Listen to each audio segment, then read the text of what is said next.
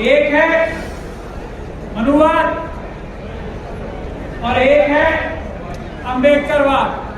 मनुवाद हमेशा हारेगा, अंबेडकरवाद हमेशा जीतेगा। और अभी दिल्ली में जो शपथ ली थी बाबा साहब ने, कुछ लोगों को बाबा साहब की तस्वीर से प्यार आ रहा है, बाबा साहब के कथन से प्यार नहीं है।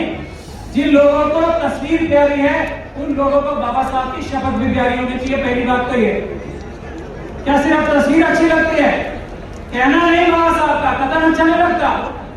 ये कौन सा दो मूवी कैरेक्टर है? ये क्या बात है?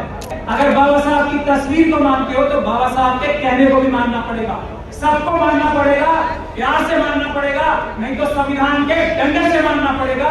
हम लोग मिलके पूरे देश में एससी, एसटी और मुस्लिम, सिख, क्रिश्चियन, बौद्ध वकीलों की एक पूरी फौज खड़ी करेंगे इस लड़ाई को लड़ने के लिए।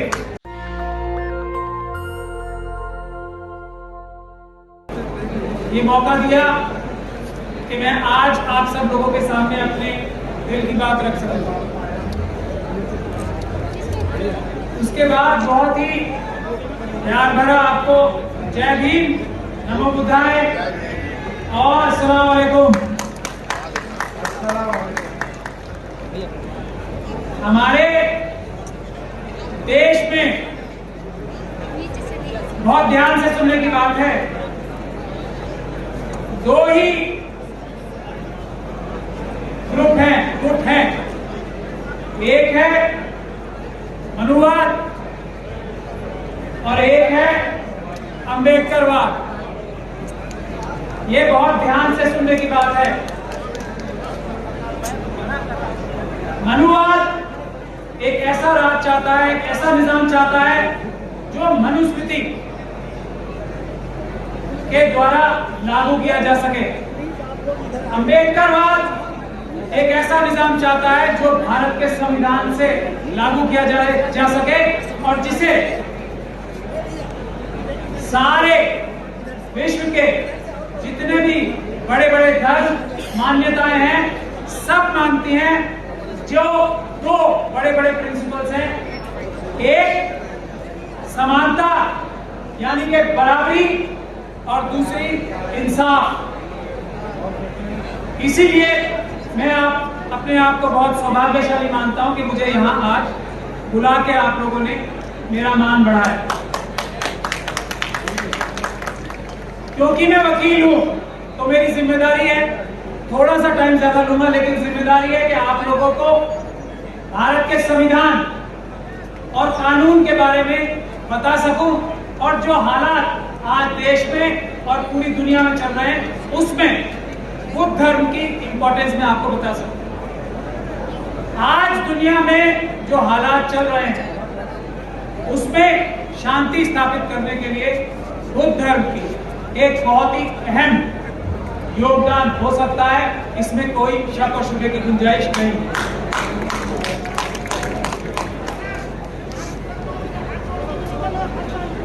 बुद्ध धर्म मनुवाद के खिलाफ, जैनिज्म के खिलाफ सबसे बड़ा आंदोलन था और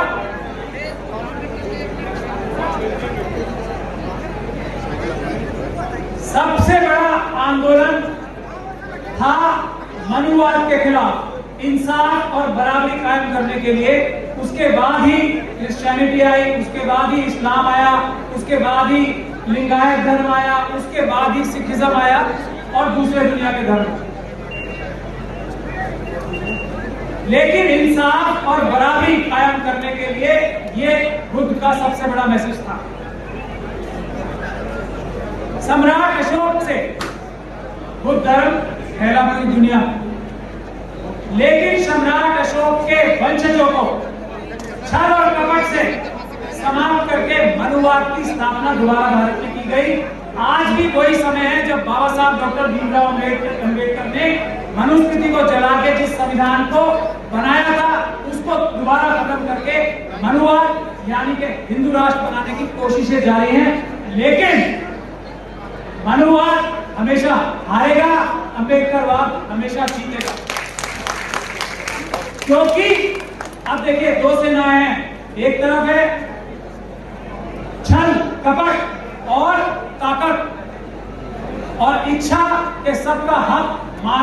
लोग मुट्ठी भर लोगों के हाथ में कर दिया था। दूसरी तरफ हम सब लोग हैं अम्बेडकरवादी। हम क्या कहते हैं? सबके लिए इंसाफ, सबके लिए बराबरी। तो हमारे साथ सच है और हमारे साथ है न्याय और बराबरी, संख्या। हम अपनी संख्या से और अपने सच से इन लोगों के झूठ को, छल को, कपट को, लालच को हराएंगे, ऐसा आप लोगों को विश्वास होना चाहिए। बुद्ध धर्म से इसीलिए मनुवाद की चिढ़, नफरत, परेशानी सबसे ज्यादा है। आप लोगों को मुझसे ज्यादा ये मालूम होगा कि लाखों लाखों बुद्ध विहार देश में कब्जा कर लिए गए हैं, उनको तोड़कर अलग अलग संस्थान और संस्थान बनाए गए हैं। उन सबको वापस लेने की मुहिम, भंते जी आपके माध्यम से मैं ये कहना चाहता हूं कि आज आपने जो ये समागम किया है, ये शपथ लें और हम सब वकील पूरी ताकत से आपके इस काम में साथ हैं कि लाखों लाख बुद्ध विहार जो गायब कर दिए गए हैं उसको वापस लेने की मुहिम भी आज ही इस सभा से छेड़ी जानी चाहिए, ऐसा मैं निवेदन करना चाहता हूं। हम पूरी वकील कम्युनिटी आपके साथ खड़े हैं, ये मत समझिएगा पूरे बहुजन समाज के सभी वकील, भानु प्रताप जी मेरे साथ यहाँ पर मौजूद हैं, हम सब आपका साथ नहीं देंगे बल्कि आपसे आगे बढ़कर इस लड़ाई को लड़ेंगे। लेकिन ये लड़ाई छेड़ना सबसे महत्वपूर्ण, सबसे जरूरी है, इस लड़ाई को छेड़ा जाए। एक रिजर्वेशन की बात की जाती है और अभी दिल्ली में जो शपथ ली थी बाबा साहब ने, कुछ लोगों को बाबा साहब की तस्वीर से प्यार आ रहा है, बाबा साहब के कथन से प्यार नहीं है। जिन लोगों को तस्वीर प्यारी है उन लोगों को बाबा साहब की शपथ भी प्यारी होनी चाहिए। पहली बात तो ये, क्या सिर्फ तस्वीर अच्छी लगती है? कहना नहीं बाबा साहब का कथन अच्छा नहीं लगता? ये कौन सा दो मूवी कैरेक्टर है? ये क्या बात है? इसको आवाज उठाना जरूरी है। अगर बाबा साहब की तस्वीर को मानते हो तो बाबा साहब के कहने को भी मानना पड़ेगा, सबको मानना पड़ेगा, प्यार से मानना पड़ेगा, नहीं तो संविधान के डंडे से मानना पड़ेगा। इसमें कोई शक और शुबे की गुंजाइश नहीं रहनी चाहिए। कोई दबाव और प्रेशर नहीं बना पाएगा बाबा साहब की बातों पे अमल करने से। इस सब के लिए भी हम वकील कम्युनिटी आपके साथ खड़े हैं। बिल्कुल निडर होके बाबा साहब के दिखाए हुए रास्ते पर हम सबको चलना है। किसी की मजाल नहीं है, किसी की ताकत नहीं है जो हमें रोक लेगा। ये ऐलान मैं यहां से करना चाहता हूं। मेरे साथ एडवोकेट गौतम भी मौजूद है, भानु प्रताप जी तो है ही, मौर्य जी मौजूद है। हम लोग मिलके पूरे देश में SC, ST और मुस्लिम, सिख, क्रिश्चियन, बौद्ध वकीलों की एक पूरी फौज खड़ी करेंगे इस लड़ाई को लड़ने के लिए। और ये जिम्मेदारी सबसे ज्यादा हम एडवोकेट मौर्य साहब की क़यादत में देना चाहते हैं इनको, और उन्होंने ये जिम्मेदारी लेने के लिए हामी की है। आखिरी बात मैं आप लोगों से ये बोलना चाहता हूं कि एक रिजर्वेशन है। रिजर्वेशन बुद्ध समाज के लोगों को अच्छी तरह से समझ के रहना चाहिए इस बात को। यदि कोई भी बुद्ध धर्म को ग्रहण करता है तो उसके रिजर्वेशन पे, उसके कास्ट सर्टिफिकेट पे कोई आंच नहीं आती। ये भी भारत का संविधान है।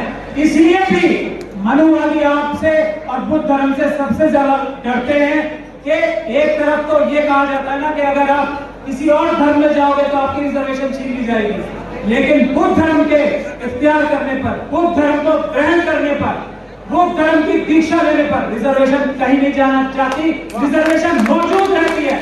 तो जिसका मन बुद्ध धर्म की तरफ है खुल के सामने आए और बुद्ध धर्म की दीक्षा ले। इससे फायदा ही फायदा है, नुकसान कोई नहीं है। रिजर्वेशन बिल्कुल उसके आंच नहीं आती।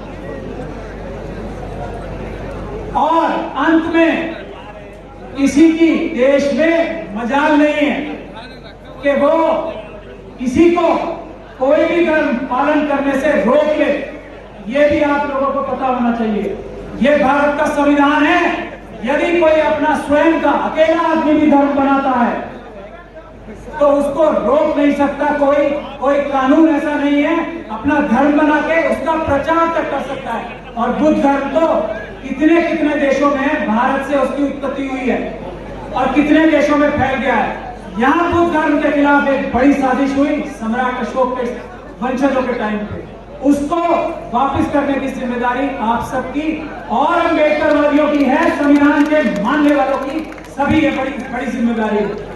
तो मैं आप लोगों से अंत में यही गुजारिश करना चाहता हूं कि बिना किसी डर के, बिना किसी शंका के, जिसके मन में भी बुद्ध है वो सामने आए, इंसाफ, बराबरी और भारत के संविधान की रक्षा के लिए और उसको आगे बढ़ाने के लिए काम करे। कोई आपके रास्ते में आएगा तो वकीलों की फौज आपके साथ खड़ी है, तैयार है। आप लोग बिल्कुल भी पीछे कदम नहीं हटाओगे, आगे और आगे बढ़ेंगे। जय भीम, जय भीम, जय भीम। नेशनल दस्तक की आपसे गुजारिश है कि अगर इसको बचाना चाहते हैं तो नेशनल दस्तक को सब्सक्राइब करने के लिए रेड कलर के सब्सक्राइब बटन को दबाएं, फिर बेल आइकन की घंटी दबाएं। नेशनल दस्तक को बचाने के लिए बहुत जरूरी है कि हर खबर को शेयर करें, लाइक करें, कमेंट जरूर करें।